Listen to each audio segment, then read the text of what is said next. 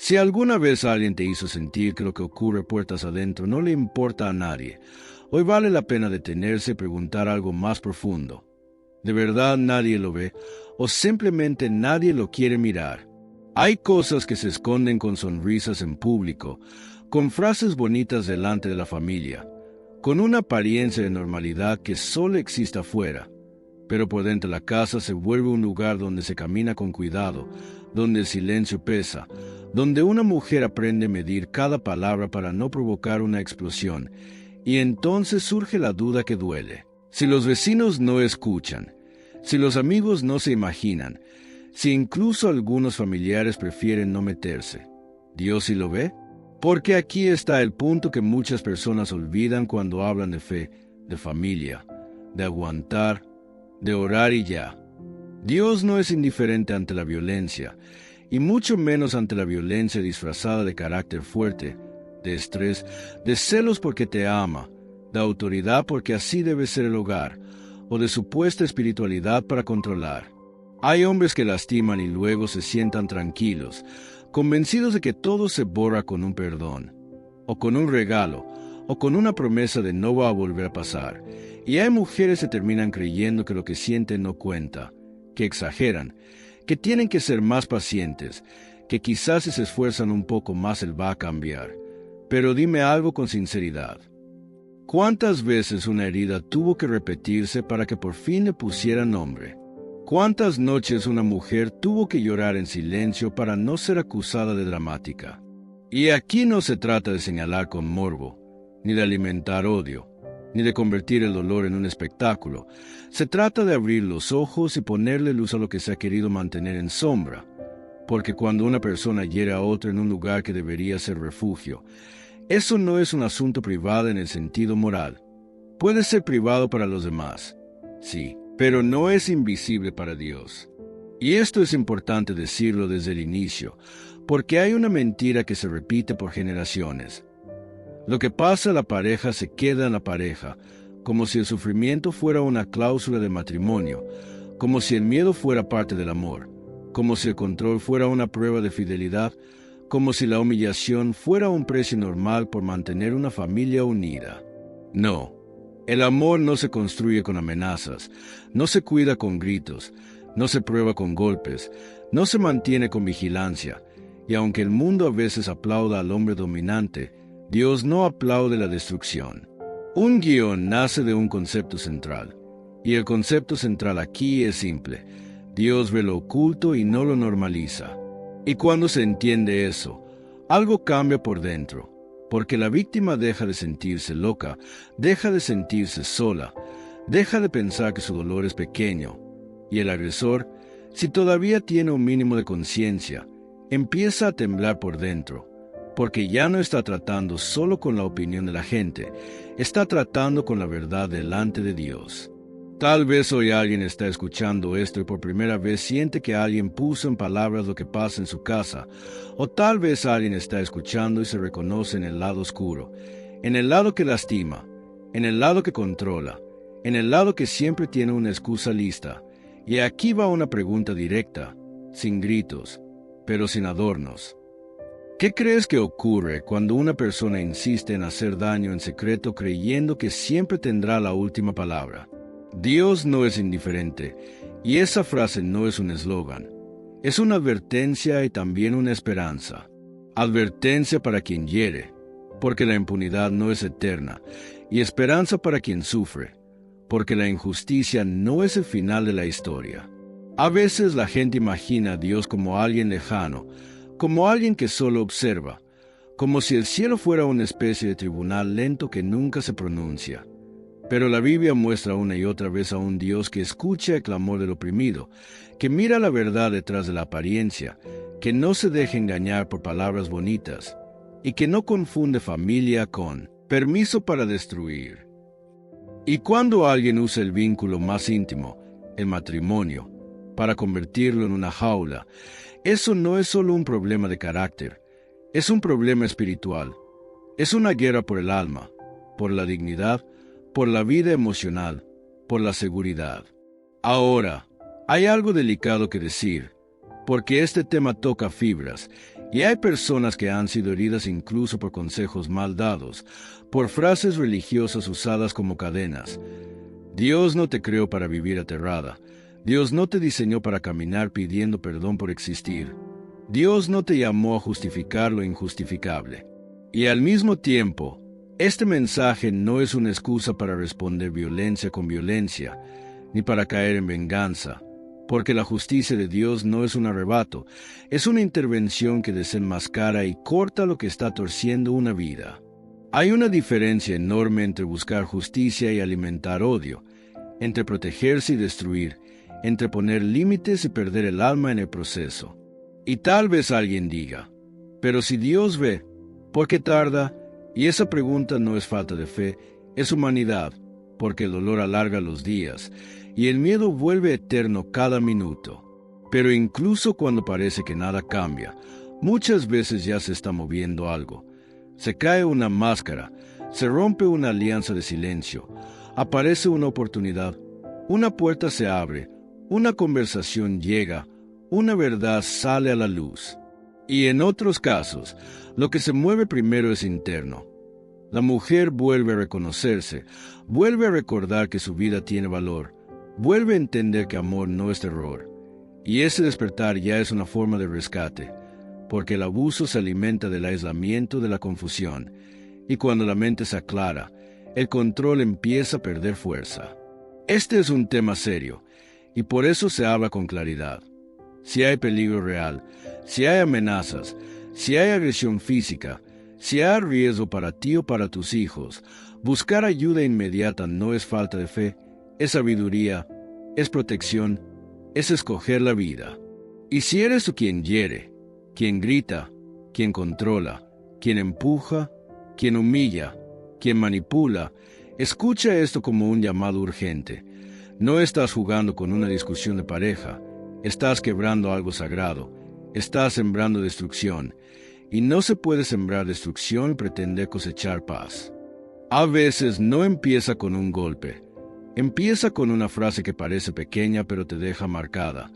Un tú no sirves, un cállate que estás exagerando, un si me amaras no hablarías con esa persona. Y como al principio viene mezclado con momentos buenos, con disculpas rápidas, con días de calma, la mente intenta acomodarlo todo en una explicación que no duela tanto. Está estresado. Solo fue un mal día. Yo también pude haberlo dicho mejor.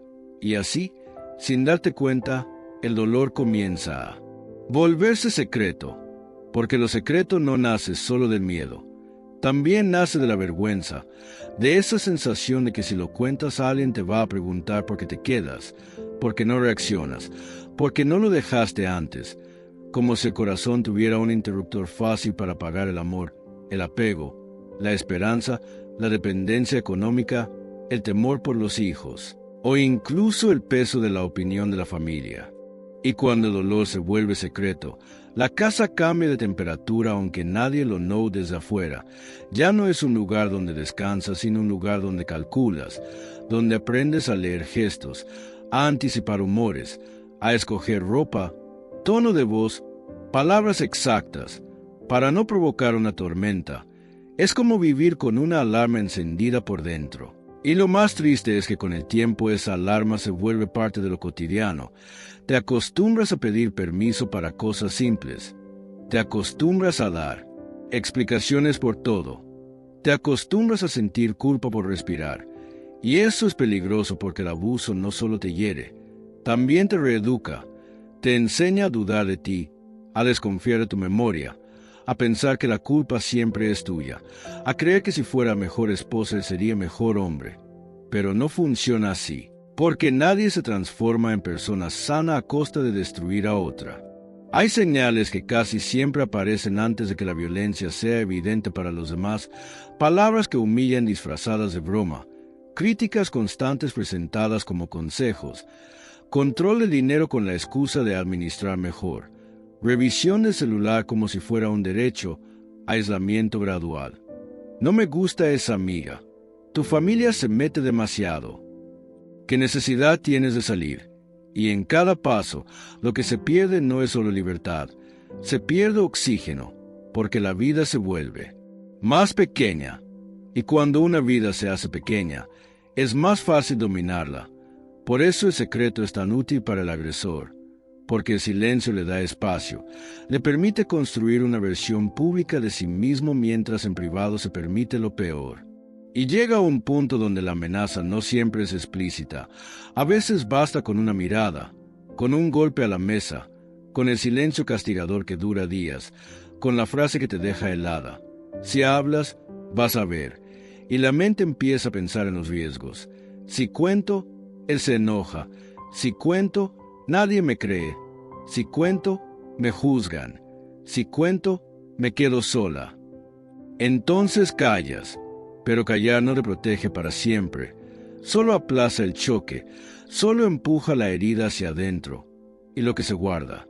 Adentro se convierte en ansiedad, insomnio, cansancio, tristeza sin explicación, miedo a equivocarte y a veces incluso una especie de desconexión, como si tu alma se fuera un paso atrás para no sentir tanto.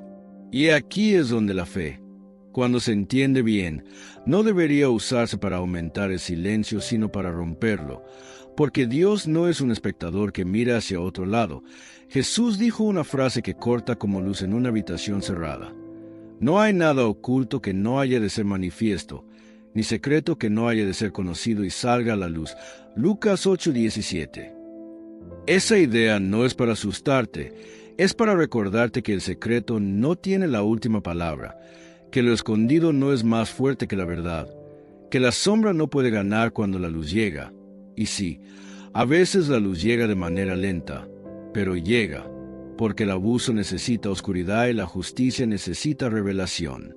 Quizás alguien está escuchando y dice, pero yo no quiero destruir mi hogar, y esa frase revela lo noble de tu corazón, pero también revela una trampa, porque el hogar ya se está destruyendo cuando hay humillación, control, desprecio, amenazas, y tú no lo destruyes al hablar, tú lo desenmascaras, tú detienes la mentira, tú recuperas el derecho de existir sin miedo. Y aun si nadie más entiende de inmediato, aun si algunos minimizan con frases frías, Dios no minimiza tu quebranto. La Escritura dice que el Señor está cerca de los quebrantados de corazón y salva a los abatidos de espíritu. Salmos 34 horas y 18 minutos. Eso significa que tu dolor no es un detalle, no es drama, no es falta de carácter, es algo que Dios mira con seriedad y compasión. Y mientras el secreto crece, también crece la doble vida del agresor, porque hay hombres que aprenden a ser encantadores afuera y crueles adentro, a pedir perdón para reiniciar el ciclo, a prometer cambios para ganar tiempo, a llorar si sienten que van a perderte pero sin renunciar a control. Y eso confunde, porque la esposa piensa si puede ser bueno, entonces puede cambiar. Y sí, todo ser humano puede cambiar, pero el cambio real no se mide por lágrimas ni por palabras, se mide por responsabilidad, por límites aceptados, por ayuda buscada, por conducta sostenida, por humildad concreta, porque quien de verdad quiere sanar no te pide que calles, te pide que lo acompañes a enfrentar la verdad. Tal vez lo más duro de este tema es admitir que el secreto también te roba la voz, y una persona sin voz se siente sin salida, pero todavía hay salida. A veces empieza con algo tan sencillo como nombrar lo que vives, sin adornos. Esto es humillación, esto es control, esto es amenaza, esto es violencia, porque cuando le pones nombre, dejas de confundirlo con amor. Y cuando dejas de confundirlo con amor, empieza a nacer una fuerza nueva, no una fuerza de pelea, sino una fuerza de claridad. Y la claridad es peligrosa para quien abusa, porque ya no puede gobernar con niebla, ya no puede seguir escondiéndose detrás de excusas. Si hoy alguien vive este dolor en secreto, que quede algo muy claro dentro de ti mientras sigues escuchando. No estás sola, no estás imaginando cosas, no estás llamada a cargar con todo en silencio, y lo que hoy parece oculto, encerrado entre paredes, tarde o temprano encuentra una grieta por donde la verdad respira y se hace camino. A veces no empieza con un golpe, empieza con una frase que parece pequeña pero te deja marcada. Un tú no sirves, Un cállate que estás exagerando. Un si me amaras no hablarías con esa persona. Y como al principio viene mezclado con momentos buenos, con disculpas rápidas, con días de calma, la mente intenta acomodarlo todo en una explicación que no duela tanto. Está estresado. Solo fue un mal día. Yo también pude haberlo dicho mejor. Y así, sin darte cuenta, el dolor comienza a volverse secreto. Porque lo secreto no nace solo del miedo. También nace de la vergüenza, de esa sensación de que si lo cuentas a alguien te va a preguntar por qué te quedas, por qué no reaccionas, por qué no lo dejaste antes, como si el corazón tuviera un interruptor fácil para apagar el amor, el apego, la esperanza, la dependencia económica, el temor por los hijos, o incluso el peso de la opinión de la familia. Y cuando el dolor se vuelve secreto, la casa cambia de temperatura aunque nadie lo note desde afuera. Ya no es un lugar donde descansas, sino un lugar donde calculas, donde aprendes a leer gestos, a anticipar humores, a escoger ropa, tono de voz, palabras exactas, para no provocar una tormenta. Es como vivir con una alarma encendida por dentro. Y lo más triste es que con el tiempo esa alarma se vuelve parte de lo cotidiano. Te acostumbras a pedir permiso para cosas simples. Te acostumbras a dar explicaciones por todo. Te acostumbras a sentir culpa por respirar. Y eso es peligroso porque el abuso no solo te hiere, también te reeduca. Te enseña a dudar de ti, a desconfiar de tu memoria, a pensar que la culpa siempre es tuya, a creer que si fuera mejor esposa él sería mejor hombre. Pero no funciona así, porque nadie se transforma en persona sana a costa de destruir a otra. Hay señales que casi siempre aparecen antes de que la violencia sea evidente para los demás, palabras que humillan disfrazadas de broma, críticas constantes presentadas como consejos, control del dinero con la excusa de administrar mejor, revisión del celular como si fuera un derecho, aislamiento gradual. No me gusta esa amiga. Tu familia se mete demasiado. ¿Qué necesidad tienes de salir? Y en cada paso, lo que se pierde no es solo libertad, se pierde oxígeno, porque la vida se vuelve más pequeña. Y cuando una vida se hace pequeña, es más fácil dominarla. Por eso el secreto es tan útil para el agresor, porque el silencio le da espacio, le permite construir una versión pública de sí mismo mientras en privado se permite lo peor. Y llega a un punto donde la amenaza no siempre es explícita. A veces basta con una mirada, con un golpe a la mesa, con el silencio castigador que dura días, con la frase que te deja helada. Si hablas, vas a ver. Y la mente empieza a pensar en los riesgos. Si cuento, él se enoja. Si cuento, nadie me cree. Si cuento, me juzgan. Si cuento, me quedo sola. Entonces callas. Pero callar no te protege para siempre. Solo aplaza el choque, solo empuja la herida hacia adentro. Y lo que se guarda adentro se convierte en ansiedad, insomnio, cansancio, tristeza sin explicación, miedo a equivocarte y a veces incluso una especie de desconexión. Como si tu alma se fuera un paso atrás para no sentir tanto. Y aquí es donde la fe, cuando se entiende bien, no debería usarse para aumentar el silencio, sino para romperlo, porque Dios no es un espectador que mira hacia otro lado. Jesús dijo una frase que corta como luz en una habitación cerrada. No hay nada oculto que no haya de ser manifiesto, ni secreto que no haya de ser conocido y salga a la luz. Lucas 8:17. Esa idea no es para asustarte, es para recordarte que el secreto no tiene la última palabra, que lo escondido no es más fuerte que la verdad, que la sombra no puede ganar cuando la luz llega.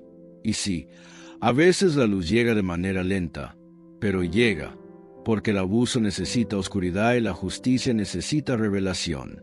Quizás alguien está escuchando y dice, pero yo no quiero destruir mi hogar, y esa frase revela lo noble de tu corazón, pero también revela una trampa, porque el hogar ya se está destruyendo cuando hay humillación, control, desprecio, amenazas, y tú no lo destruyes al hablar, tú lo desenmascaras, tú detienes la mentira, tú recuperas el derecho de existir sin miedo. Y aun si nadie más entiende de inmediato, Aun si algunos minimizan con frases frías, Dios no minimiza tu quebranto. La Escritura dice que el Señor está cerca de los quebrantados de corazón y salva a los abatidos de espíritu. Salmos 34 horas y 18 minutos. Eso significa que tu dolor no es un detalle, no es drama, no es falta de carácter. Es algo que Dios mira con seriedad y compasión. Y mientras el secreto crece, también crece la doble vida del agresor. Porque hay hombres que aprenden a ser encantadores afuera y crueles adentro, a pedir perdón para reiniciar el ciclo, a prometer cambios para ganar tiempo, a llorar si sienten que van a perderte pero sin renunciar al control. Y eso confunde, porque la esposa piensa si puede ser bueno, entonces puede cambiar. Y sí, todo ser humano puede cambiar, pero el cambio real no se mide por lágrimas ni por palabras, se mide por responsabilidad, por límites aceptados, por ayuda buscada, por conducta sostenida, por humildad concreta, porque quien de verdad quiere sanar no te pide que calles, te pide que lo acompañes a enfrentar la verdad. Tal vez lo más duro de este tema es admitir que el secreto también te roba la voz, y una persona sin voz se siente sin salida. Pero todavía hay salida. A veces empieza con algo tan sencillo como nombrar lo que vives, sin adornos.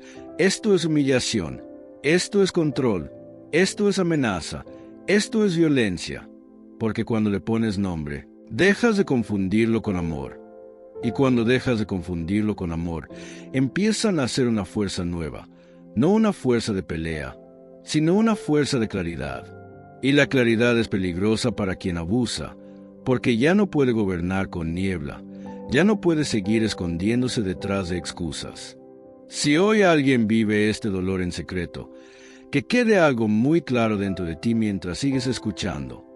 No estás sola, no estás imaginando cosas, no estás llamada a cargar con todo en silencio, y lo que hoy parece oculto, encerrado entre paredes, tarde o temprano encuentra una grieta por donde la verdad respira y se hace camino.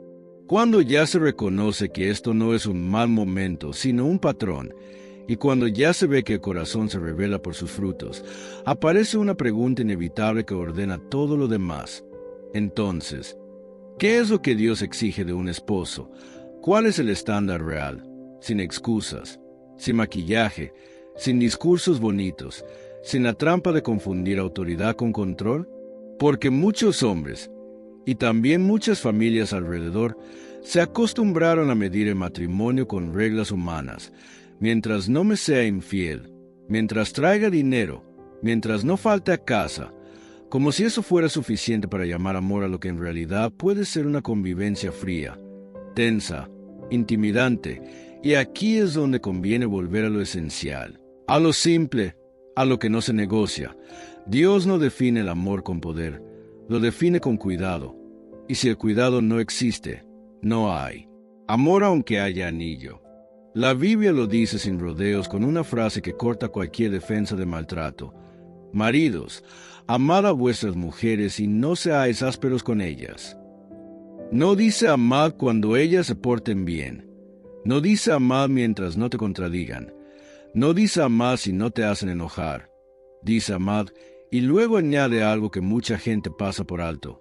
No seáis ásperos, no seáis duros, no seáis hirientes, porque la aspereza no es un detalle de carácter, es una forma de violencia, a veces silenciosa, a veces verbal, a veces emocional, a veces física, pero siempre es destrucción, y Dios no pide destrucción, pide amor. Y si alguien intenta reducir esa palabra amor a algo romántico, a flores, a palabras bonitas, a promesas en fechas especiales, el estándar se vuelve todavía más claro cuando se compara con el ejemplo más alto que se presenta en las Escrituras. Maridos, amad a vuestras mujeres, así como Cristo amó a la iglesia y se dio a sí mismo por ella. Fíjate en el corazón de esa imagen. Amar como Cristo no es dominar, es entregarse, no es humillar, es levantar, no es exigir como un rey caprichoso, es servir con dignidad. No es usar la fuerza para imponer, es usar la fuerza para proteger. Porque el amor verdadero, cuando es verdadero, nunca se siente como amenaza dentro de la casa. Entonces, si se quiere hablar de lo que Dios exige a un esposo, no se puede hablar solo de que no golpee, porque hay hombres que no golpean y aún así destruyen. Destruyen con el desprecio, con el sarcasmo, con el control, con el castigo del silencio, con la intimidación, con la vigilancia, con la humillación, con esa costumbre de hacer sentir a la esposa pequeña para sentirse grande. Y eso también es ser áspero. Eso también contradice el estándar, porque Dios no está buscando un hombre que simplemente evite escándalos. Dios está mirando si ese hombre construye vida o la apaga. Y para que nadie diga, pero cada quien entiende el amor a su manera, hay un retrato del amor que sirve como espejo, no para acusar con arrogancia, sino para medir con honestidad, porque se describe el amor como paciente, bondadoso, no orgulloso, no rudo, no egoísta, no fácil de irritar, no guardando rencor. Ese amor no encaja con gritos constantes, no encaja con amenazas, no encaja con empujones, no encaja con miedo, no encaja con chantaje, no encaja con esa dinámica donde ella camina con cuidado y él camina con permiso. Así que cuando alguien usa la fe para pedirle a una mujer que aguante golpes, que tolere humillación, que normalice terror, eso no es espiritualidad, es distorsión, porque Dios no llama a ninguna mujer a vivir bajo abuso como si esa fuera su cruz, su prueba, su destino. Aquí hay que hablar con mucha claridad, porque la confusión ha hecho daño por años. El pacto de matrimonio nunca fue un cheque en blanco para la violencia, y la palabra familia jamás fue inventada para encubrir injusticias. Si un hombre hiere a su esposa y luego se esconde detrás de frases como así soy, o Dios odia el divorcio, o una mujer sabia edifica, o tú tienes que sujetarte. Lo que está haciendo es tomar algo sagrado y usarlo como arma, y cuando alguien convierte lo sagrado en arma, no está honrando a Dios, está profanando el propósito. Dios exige a un esposo un amor que se note en lo cotidiano, en la manera en que habla, en cómo corrige sin humillar, en cómo escucha sin burlarse, en cómo maneja su enojo sin descargarlo sobre quien dice amar, en cómo pone límites a su propia ira, en cómo asume responsabilidades sin buscar culpables, en cómo protege la dignidad de su esposa delante de otros y también a solas, cuando nadie lo aplaude, porque el amor real no necesita público para existir. Y también exige algo que parece simple, pero es rarísimo en un mundo lleno de orgullo. Exige que el hombre se deje confrontar, porque quien ama de verdad no tema la verdad. El hombre que ama se deja corregir, acepta ayuda, reconoce que se equivocó sin justificarlo, pide perdón sin presionar a la esposa para que ya lo supere, repara daño con paciencia, entiende que la confianza no se exige, se reconstruye con tiempo, y si hay un historial de violencia, el amor no se prueba con palabras sino con acciones firmes y sostenidas. Por eso este punto es tan importante, porque devuelve el orden. Si un hombre quiere llamarse esposo delante de Dios, entonces su casa no puede ser una zona de miedo, su relación no puede ser un campo minado, su presencia no puede ser una amenaza, porque el estándar de Dios no es que la esposa aguante, el estándar de Dios es que el esposo ame. Y amar significa no ser áspero. Amar significa entregar la vida en vez de quitarle vida a quien está a tu lado. Amar significa que la mujer pueda respirar, sin estar pidiendo permiso para existir. Y cuando ese estándar se pone sobre la mesa, muchas excusas se caen solas, y la verdad empieza a ocupar el lugar que siempre debió tener.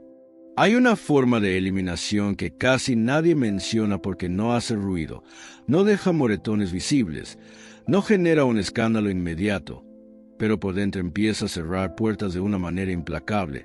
Es cuando Dios le corta al hombre ese cielo abierto que él cree tener, esa sensación de que puede lastimar a su esposa y aún así levantar las manos, hablar fuerte, aparentar santidad, exigir respeto y seguir como si nada, como si el cielo estuviera obligado a escucharlo solo porque conoce palabras religiosas o porque un día hizo una promesa en un altar.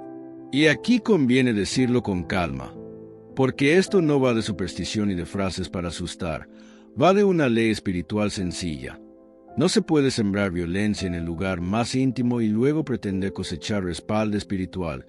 No se puede vivir con dureza en casa y luego reclamar autoridad fuera. No se puede pisotear a quien está a tu lado y creer que Dios lo llamará liderazgo. Porque Dios no bendice el abuso con su presencia, Dios lo confronta con su silencio. La Escritura lo expresa de manera directa cuando habla a los esposos y les pide convivir con entendimiento, dar honor a la mujer y recuerda que ella es coheredera de la gracia.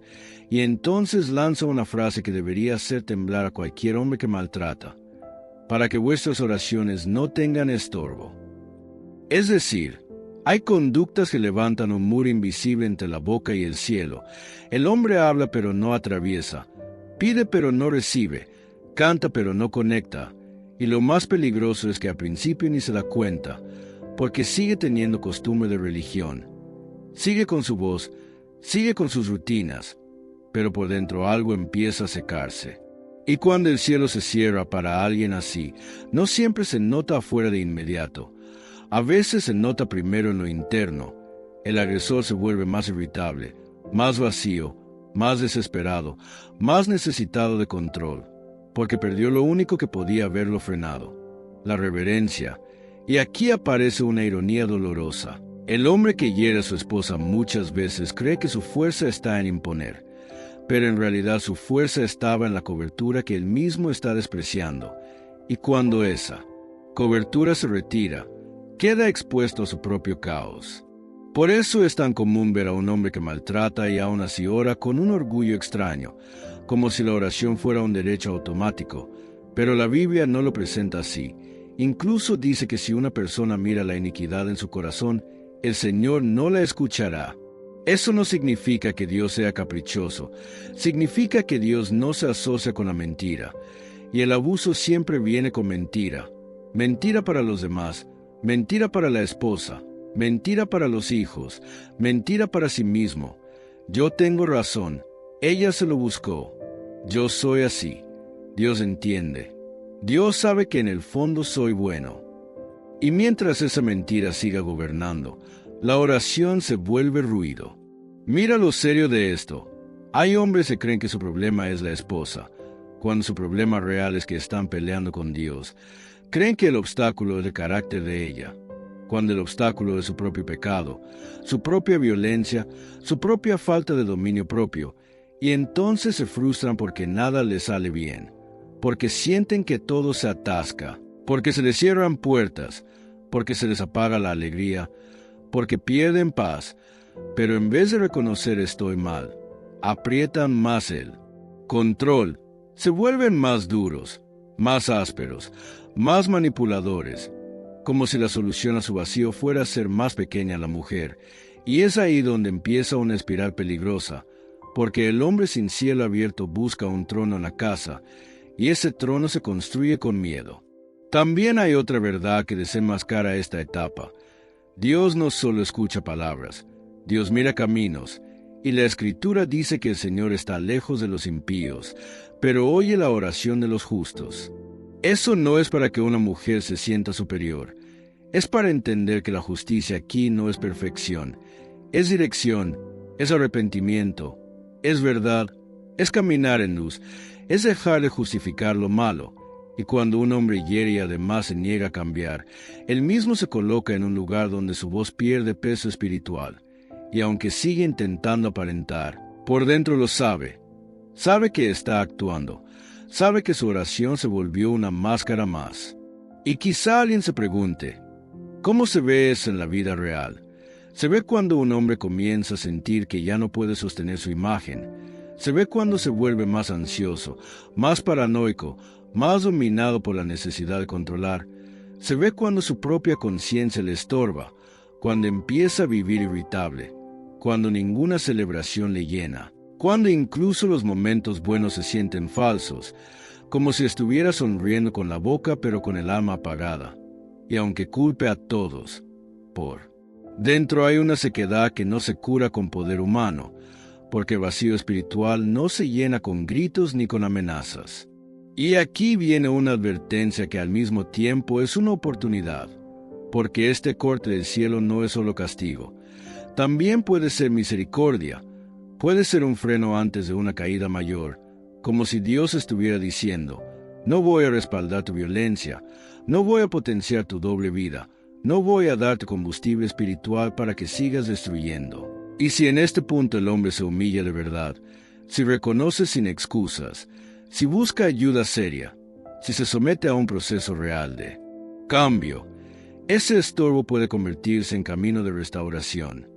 Pero si se endurece, si se burla, si insiste en dominar, entonces la sequedad se vuelve más profunda y la máscara empieza a pegarse a la cara hasta que ya no se la puede quitar. Lo más fuerte es que la esposa suele sentir esto antes que nadie, porque ella percibe cuando la espiritualidad del marido es solo teatro, cuando usa a Dios como argumento pero no como Señor, cuando habla de santidad pero vive en crueldad, y esa contradicción crea una atmósfera pesada en la casa, una atmósfera donde las palabras bonitas suenan huecas, donde las promesas pierden valor, donde el respeto se convierte en miedo, y en ese momento la mujer necesita recordar algo esencial. No es que Dios esté lejos de ella, es que Dios está confrontando el pecado que la está hiriendo, y aunque el agresor aún no lo entienda, ya empezó el proceso en el mundo invisible, ya empezó el cierre de esa falsa cobertura, ya empezó la pérdida del cielo abierto que él daba por garantizado. Hay una forma en que Dios expone la violencia que un hombre intentó tapar con excusas y apariencia, porque la oscuridad le sirve al agresor, pero no puede resistir cuando la luz entra por una grieta y comienza a ensancharse hasta que todo queda a la vista. Muchos golpean y luego se maquillan, no con polvo sino con discursos con promesas, con regalos, con una sonrisa en público, con una versión de sí mismos que parece respetable, y hasta se envuelven en frases religiosas para dar a entender que la familia está bien. Pero el profeta describe a ese tipo de hombre como alguien que se cubre de violencia como si fuera una vestidura, y advierte que Dios no aprueba esa traición y esa violencia aunque se vista de formalidad. Esa palabra, cubrir, es clave, porque el abuso siempre intenta cubrirse, cubrir el grito diciendo que fue broma, cubrir el control diciendo que fue cuidado, cubrir la amenaza diciendo que fue un momento de enojo, cubrir la humillación diciendo que fue corrección, y cubrir el daño diciendo que fue un asunto de pareja. Pero Dios no acepta que la violencia se convierta en ropa elegante. Por eso llega un día en que lo que él mismo tapó empieza a salir a la luz. A veces la exposición no comienza con un gran escándalo, comienza con detalles pequeños que se conectan, un mensaje que alguien ve, una conversación que se escucha desde la otra habitación, una reacción demasiado fuerte delante de un amigo, una mirada de miedo que un hijo no sabe disimular, una puerta que se cierra con violencia en una visita familiar. Y de pronto la gente empieza a hacer preguntas que antes no hacía, porque la verdad pesa. La Escritura dice que el que encubre su pecado no prospera, pero el que lo confiesa y se aparta alcanza misericordia. Y esta idea también se aplica al hogar. Mientras el hombre encubre, su vida se vuelve una construcción inestable. Pero cuando la verdad sale, aunque duela, también se abre la posibilidad de un camino distinto. Por eso, cuando Dios expone, no celebra la vergüenza de nadie, está rompiendo el pacto de silencio que protege al violento y asfixia a la víctima. Está diciendo que la dignidad de una esposa vale más que la reputación falsa de un marido, y que el cielo no va a firmar un contrato para que el abuso siga funcionando como si fuera normal.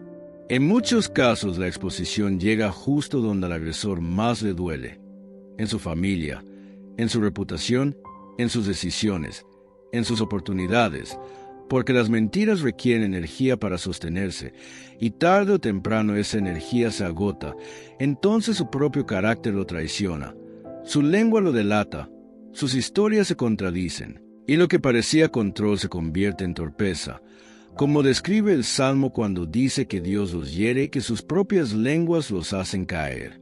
Tal vez se nota cuando ya no puede mantener dos caras, cuando en el trabajo pierde paciencia, cuando se pelea con cualquiera, cuando su círculo cercano se cansa de justificarlo, Cuando las puertas se le cierran sin explicación aparente, cuando queda solo con su versión de los hechos y ya nadie la compra, y ahí se revela algo duro. No era tan fuerte como parecía, solo estaba sostenido por el secreto. Y si alguien pregunta, ¿pero y si ella habla y nadie le cree? Esta también es una forma en que la exposición avanza, porque Dios no depende de un solo testigo. La verdad se repite en señales, en patrones, en evidencias, en coherencia, y el mismo acto de encubrir deja huellas. Por eso la Biblia insiste en que ocultar el pecado no lleva a prosperidad, solo alarga la caída. Este es el punto de giro para muchos hogares. Cuando lo que estaba escondido comienza a hacerse visible, el agresor siente pánico y suele intentar dos cosas: o endurecerse más para recuperar el control, o fingir una transformación rápida para que todos se calmen. Pero la luz no se negocia, la luz se sostiene, y lo que no se arregla en verdad vuelve a romperse. A veces Dios expone de golpe. El mismo hombre que decía, nadie se mete en mi casa, comete un error, deja un rastro, habla de más, se contradice, y lo que controlaba se le va de las manos, porque el que vive encubriendo tiene que estar siempre vigilando. Y esa vigilancia lo desgasta hasta que en un momento de presión se le cae la máscara delante de la persona menos pensada. Incluso puede suceder que la exposición llegue por su propia boca, porque la violencia siempre quiere justificarse, y en el intento de justificarse termina confesándose, termina dejando ver su desprecio, termina mostrando su crueldad, y el Salmo retrata cómo sus palabras se vuelven contra él y lo hacen caer. Por eso, si alguien escucha esto y siente miedo de hablar, recuerda que la verdad no necesita gritar para ser verdad. Necesita sostenerse, buscar apoyo seguro y no volver al aislamiento, porque el agresor crece cuando te separa, pero se debilita cuando la luz entra y tú ya no estás sola cargando el secreto. Y para el hombre que hiere, este es un aviso con puerta abierta. Dios puede cortar el encubrimiento y exponer lo que escondiste, pero también puede darte misericordia si dejas de encubrir, confiesas, abandonas la violencia y aceptas rendir cuentas, porque la Escritura no promete prosperidad al que tapa su pecado, promete misericordia al que lo confiesa y se aparta. Hay un momento en el que Dios permite que el agresor coseche lo que sembró, no como venganza caprichosa, sino como consecuencia inevitable, porque la violencia siempre promete control, pero termina produciendo ruina desde adentro hacia afuera. La Biblia lo dice con una claridad que no deja espacio para autoengaños. No os engañéis, Dios no puede ser burlado, pues todo lo que el hombre sembrare, eso también segará. Y cuando un hombre siembra miedo, humillación y amenazas en su casa, la cosecha tarde o temprano llega con el mismo peso con el que la plantó. Al principio esa cosecha puede parecer lenta, porque el agresor se siente fuerte e intocable, y mientras se cree que ganó, algo se rompe alrededor. Se rompe el respeto, se rompe la confianza, se rompe la admiración, se rompe el vínculo con los hijos, y se rompe la paz que ningún dinero puede comprar. Hay cosas que se caen sin hacer ruido. La mirada de la esposa que antes era abierta y ahora se volvió cautelosa. La conversación que antes era natural y ahora se volvió mínima. El cariño que antes nacía solo y ahora se volvió obligación. Y el agresor no entiende por qué el hogar se enfría, pero en realidad está viviendo la primera parte de su cosecha. Porque nadie puede sembrar dureza y cosechar ternura. Luego vienen consecuencias más visibles, porque sembrar iniquidad, iniquidad segará. Y esa frase no es poesía, es espejo, es advertencia de que el mal regresa como boomerang, que la vara de la insolencia se quiebra, que el poder abusivo no es eterno.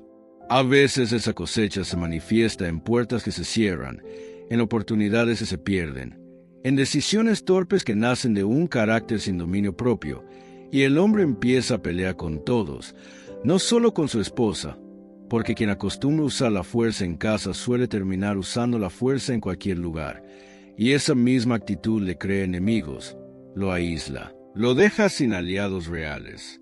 Otras veces la cosecha llega en forma de pérdida de credibilidad, porque los patrones hablan, las historias no encajan, el tono se nota, El miedo se nota y el agresor que tanto cuidaba su reputación descubre que la reputación no se sostiene cuando el carácter se pudre. Y también existe una cosecha interna, la más dura, porque Gálatas advierte que el que siembra para su carne cosecha corrupción, y esa corrupción no siempre es una noticia pública. A veces es el corazón volviéndose más frío, la conciencia volviéndose más muda, la mente volviéndose más oscura, y la vida entera volviéndose más vacía aunque siga llena de ruido.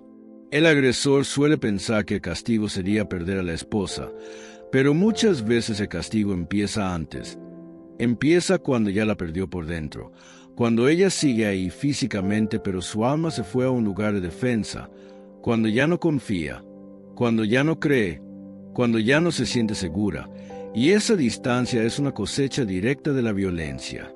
También cosecha el deterioro del hogar, porque un hogar gobernado por miedo no educa en paz, educa en tensión, y los hijos aprenden dos cosas peligrosas: o repiten el modelo del agresor, o normalizan el papel de la víctima, y ese daño generacional es una de las consecuencias más pesadas de sembrar injusticia en la intimidad. Y cuando la Biblia habla de caer en el hoyo que uno mismo cavó, describe cuando el malvado construye una trampa para otros y termina atrapado por su propia obra. Pozo ha cavado, y lo ha ahondado, y en el hoyo que hizo caerá. Su iniquidad volverá sobre su cabeza, y eso retrata cómo la violencia se devuelve a quien la practica. Por eso no es mala suerte cuando el agresor se queda solo, cuando pierde el respeto que exigía a gritos, cuando su casa se vuelve ruinas emocionales, cuando las personas se alejan, cuando su propia imagen se rompe, porque no es azar, es cosecha, es el resultado natural de haber sembrado dolor cada día. Lo más fuerte es que esta cosecha también funciona como una justicia pedagógica, porque Dios no está ciego, y cuando retira la cobertura de quien insiste en hacer daño, el pecado queda sin maquillaje, y entonces el agresor tiene que mirarse sin excusas, tiene que enfrentar el fruto amargo de su propio camino. Puede ser que él mismo diga, pero yo no golpeo, y sin embargo siembra control, siembra humillación, siembra desprecio, y esas semillas también producen destrucción, porque la violencia no siempre llega con puños, a veces llega con palabras, vigilancia y castigo emocional, y Dios lo pesa, porque el principio sigue siendo el mismo. Cada uno cosecha lo que siembra. Y cuando la cosecha aprieta, aparecen señales. Se le cierran círculos, se rompen amistades, pierde apoyo, aumenta su ansiedad. Pero nada de eso le devuelve lo que perdió, porque lo que se pierde por maldad no se recupera con orgullo, solo con verdad, con cambio real, con rendición de cuentas, con un giro completo. Y si alguien que escucha esto es una esposa herida, que no se confunda. La cosecha del agresor no significa que tú debas quedarte para verlo caer. Tu llamado no es presenciar una ruina. Tu llamado es recuperar vida, buscar apoyo, proteger tu dignidad, porque la justicia de Dios no está diseñada para que tú te consumas esperando, sino para que la verdad ponga límites al mal. Y si alguien que escucha esto se reconoce como el hombre que hiere, que no se engañe pensando que siempre habrá un comienzo sin arrepentimiento, porque la ley de sembrar y cegar está activa, y cuanto más se siembra violencia, más pesada se vuelve la cosecha, hasta que lo que parecía poder termina siendo caída. Llega un punto en que ya no sirve hablar de promesas, porque el camino se divide en dos direcciones claras: o hay arrepentimiento real, o hay caída total, y esa puerta de escape no se abre con palabras bonitas, sino con verdad.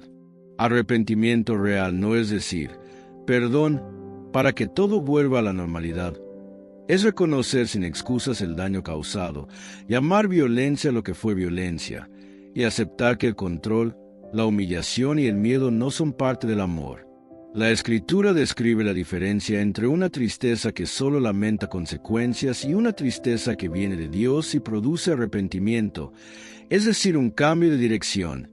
Y esa es la primera señal de que algo puede empezar a sanar. El hombre deja de defenderse y empieza a rendirse. Por eso el primer paso del arrepentimiento no es exigir otra oportunidad, sino confesar con claridad: Porque si confesamos nuestros pecados, Él es fiel y justo para perdonar nuestros pecados y limpiarnos de toda maldad. Y esa promesa no apoya el encubrimiento, apoya la confesión y la limpieza. Confesar, en este contexto, significa hablar sin minimizar, sin convertir a la esposa en culpable, sin usar frases como «tú me provocaste», porque el que confiesa de verdad se hace responsable completo de sus actos y de sus reacciones. Luego viene el segundo paso, que es buscar ayuda seria, no ayuda para la foto ni ayuda para calmar a la familia, sino ayuda que confronte, que ponga límites, que marque un proceso, porque la violencia no se cura solo con emoción, se cura con disciplina, con tratamiento, con acompañamiento y con decisiones sostenidas. El tercer paso es rendir cuentas, aceptar supervisión, permitir que otros sepan la verdad y acompañen el proceso, porque el abuso crece en secreto y se debilita cuando la luz entra y cuando el agresor deja de ser juez de sí mismo. El cuarto paso es reparar el daño, y reparar no es comprar regalos ni pedir intimidad como prueba de reconciliación. Reparar es asumir consecuencias, respetar los límites que la esposa ponga y entender que la confianza no se exige, se reconstruye con tiempo y coherencia. Y el quinto paso es cambiar hábitos concretos, porque un corazón verdaderamente quebrantado no se aferra al orgullo, y el Salmo dice que Dios no desprecia al corazón contrito y humillado, así que la humildad aquí no es teatro, es la base del cambio. Ahora, el otro camino también es claro. El endurecimiento, cuando el hombre insiste en culpar, en justificar, en manipular con religión, en prometer sin cambiar, y en ese caso la eliminación se intensifica porque su soberbia lo empuja a decisiones cada vez peores. La Biblia advierte que antes del quebrantamiento es la soberbia, y antes de la caída la altivez de espíritu, y esa frase describe al agresor que se cree intocable, que desprecia corrección y que confunde temor con respeto.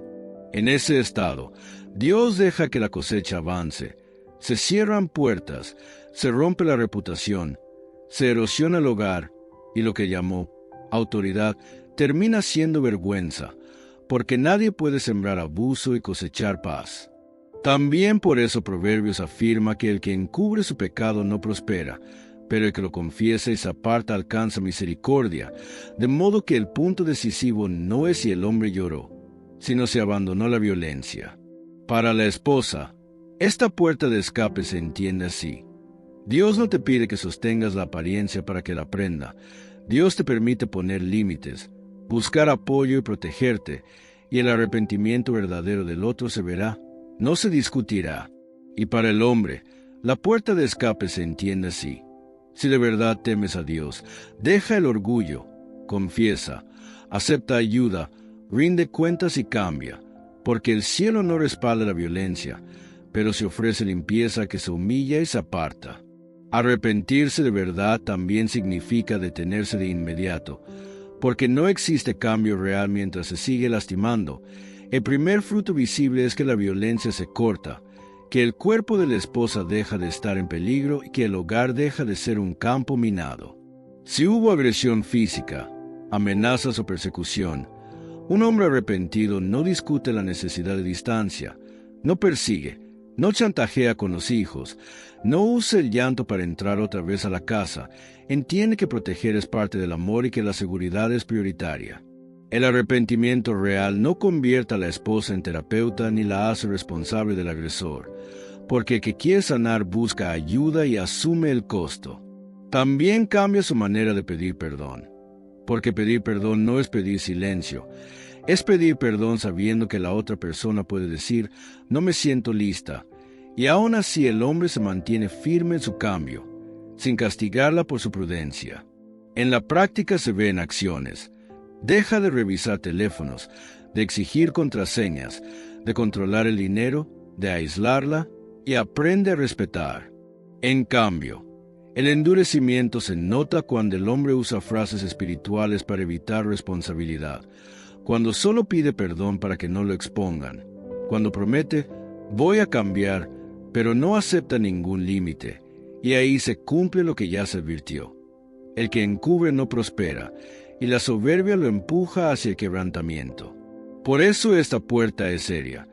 Dios no negocia con la violencia, y cuando el orgullo manda, la caída llega como consecuencia. Pero cuando hay corazón contrito, Dios no lo desprecia, y puede empezar una restauración que no se apoya en miedo sino en verdad. Y ahora, con todo lo que ya se dijo, llega el momento de hablarte de protección, de dignidad y de decisión, porque la fe que no protege termina volviéndose un discurso vacío, y Dios no creó a nadie para vivir encogida en su propia casa. Si eres una esposa herida, escucha esto despacio. No estás obligada a permanecer donde tu integridad está en riesgo, y pedir ayuda no es traicionar a la familia, es salvar la vida que Dios te confió. Hay personas que te van a decir, aguanta, no expongas. Piensa en los niños, pero pocas veces esas mismas personas ofrecen a cargar contigo el miedo de la noche, el sobresalto de cada puerta, la vergüenza de cada insulto. Así que no aceptes consejos que no vienen acompañados de responsabilidad. La Biblia no presenta la justicia como una idea abstracta, la presenta como acción. Defender al débil, hacer justicia al afligido, librar al afligido y al necesitado, librado de mano de los impíos. Y esa frase no suena a resignación, suena a rescate. Eso significa que buscar protección no va en contra de Dios, va en línea con el corazón de Dios. Porque Dios no se pone del lado del violento, se pone del lado del oprimido. Entonces, ¿qué hacer de manera práctica cuando hay abuso? Primero, rompe el aislamiento. Cuéntaselo a alguien confiable que pueda acompañarte de verdad y no solo opinar. Segundo, establece límites claros, no negociados en medio del miedo ni en medio de la presión. Límites que protejan tu cuerpo, tu mente, tus hijos y tu paz, porque el amor no necesita que tú te apagues para que el otro se sienta grande. Tercero, si hay peligro inmediato, amenazas, agresión física, persecución o armas, busca ayuda urgente en tu ciudad, contacta servicios de emergencia y autoridades locales, y si puedes ve a un lugar seguro, porque la espiritualidad nunca fue diseñada para reemplazar la seguridad. Cuarto, busca apoyo integral, gente madura, consejería seria y una red que te ayude a sostener decisiones difíciles, porque un agresor casi siempre intenta volver a aislarte cuando siente que perdió control. Y a quienes están alrededor, familiares, amigos, líderes, vecinos, escuchen también. No se calla el abuso para evitar escándalo, se calla el abuso para permitir que crezca, y eso es ponerse del lado equivocado. La Escritura dice, abre tu boca por el mudo, juzga con justicia, y defiende la causa del pobre y del menesteroso.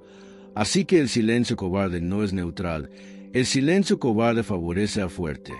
Y también dice, aprended a hacer el bien, buscad la justicia, socorred al oprimido. Y esa orden no es solo para un templo, es para la vida real, para una casa real, para una mujer real. Si eres el hombre que hiere y estás escuchando, este cierre también es para ti. Todavía puedes escoger el camino de la verdad, pero ya no puedes exigir confianza como si fuera un derecho, ni puedes pedir perdón para recuperar control. Un cambio auténtico se demuestra con acciones sostenidas, con rendición de cuentas, con distancia cuando sea necesaria, con reparación sin presión, con humildad sin teatro, porque el daño que causaste no se borra con frases, se enfrenta con transformación. Y si decides endurecerte, recuerda que el final de ese camino no es respeto, es caída, porque nadie puede construir futuro sobre la destrucción del otro. Para la esposa, la decisión principal no es cómo hacerlo quedar bien.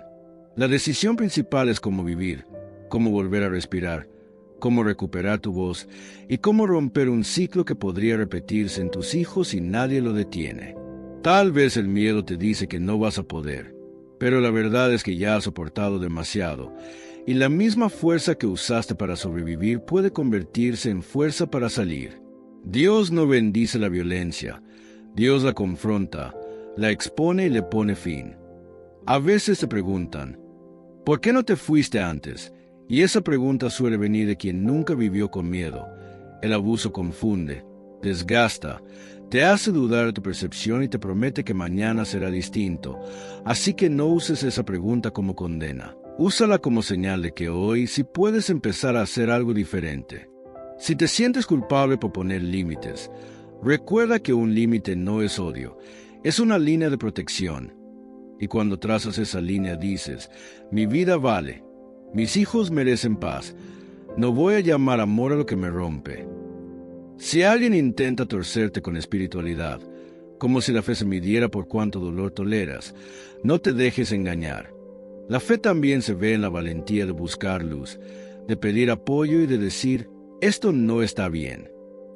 En muchos casos la salida no ocurre en un solo día, ocurre en pasos, y cada paso cuenta. Hablar con alguien seguro, preparar una ruta, guardar un contacto de emergencia y tener un lugar donde puedas estar acompañada si la situación escala.